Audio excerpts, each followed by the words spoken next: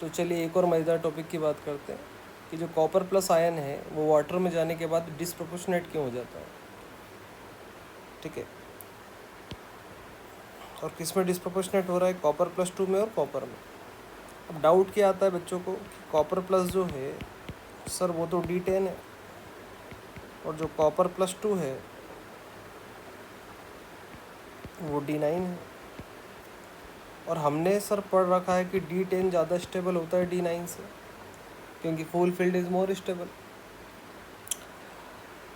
उसके बावजूद क्योंकि कॉपर जो +1 है ये तो D10 है और ये क्या है D9 है, तो फिर क्या कारण है कि D10 से वो D9 में जा रहा है।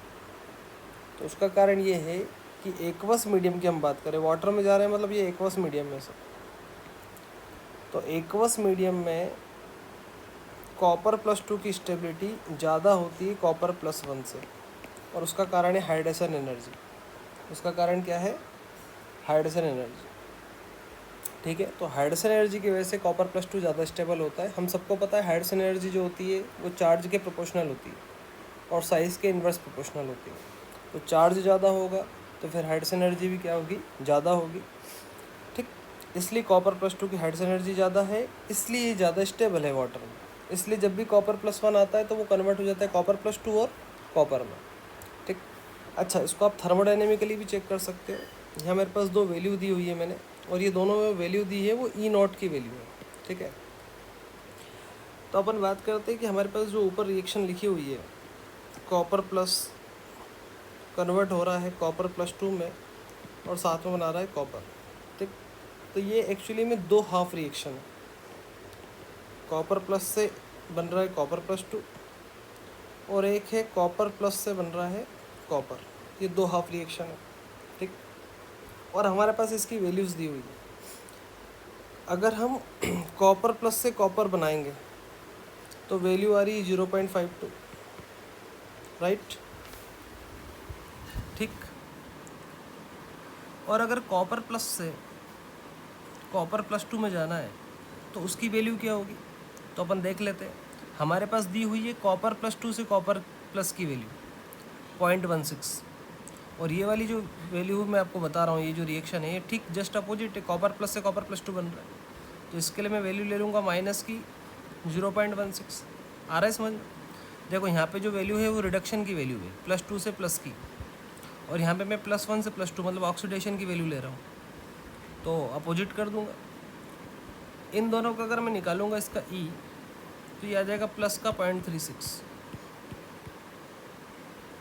ठीक, और अगर E का वैल्यू आ रहा है पॉजिटिव तो बेटा डेल्टा G इसका क्या होने वाला है, नेगेटिव, और डेल्टा G नेगेटिव मतलब रिएक्शन स्पॉन्टेनियस। बात समझ में आ गई। तो रिएक्शन स्पॉन्टेनियस होगी, मतलब कॉपर प्लस को जब हम वाटर में डालेंगे तो वो डिसप्रोपोर्शनेट होगा कॉपर +2 और कॉपर में, और ये रिएक्शन स्पॉन्टेनियस है क्योंकि इसके लिए डेल्टा G की वैल्यू क्या आ रही है, नेगेटिव। क्लियर है इतनी बात। E का वैल्यू पॉजिटिव, डेल्टा G का वैल्यू नेगेटिव। ठीक, रिलेशन तो याद ही होगा आपको, डेल्टा G और E का पता है ना, माइनस का NFE।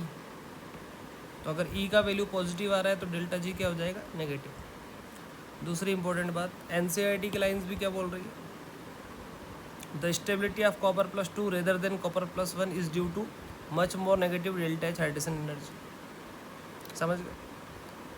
और ये NCERT खुद बोल रही है, of copper +2 than copper +1 which more than compensate for the second ionisation enthalpy of copper. मतलब NCERT बोल रही है कि D10 से D9 में जाने के लिए हमको बहुत ज़्यादा एनर्जी लगेगी, क्योंकि हम स्टेबल इलेक्ट्रॉनिक कॉन्फ़िगरेशन से इलेक्ट्रॉन निकाल रहे हैं। ठीक, तो इस इलेक्ट्रॉन को निकालने के लिए जो एनर्जी चाहिए वो कंपेंसेट होती किससे, हाइड्रेशन एनर्जी से। आई थिंक ये कॉन्सेप्ट आपको क्लियर हो गया। Thank you.